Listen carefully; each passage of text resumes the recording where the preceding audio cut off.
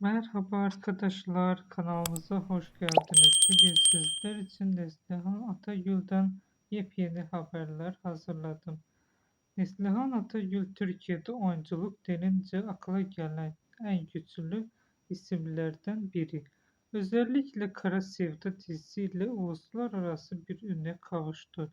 Ama son zamanlarda hakkında çıkan haberler biraz kafa karıştırıcı.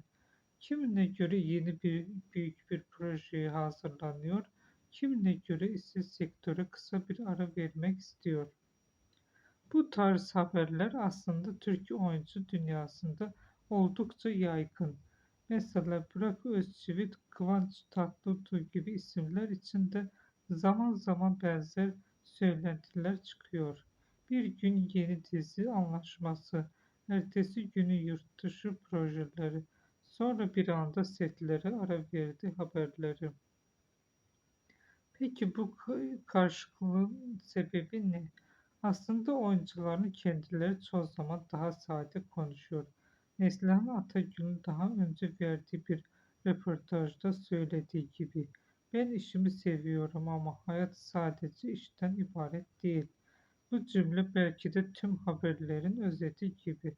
Çünkü dışarıdan bakıldığında sürekli ekranlarda görmek istediğimiz oyunculardan da kendi hayatlarını dinleme ihtiyaçları ve seçimleri var. Bugünlük benden bu kadar arkadaşlar. Yeniden görüşmek üzere. Hoşça kalın.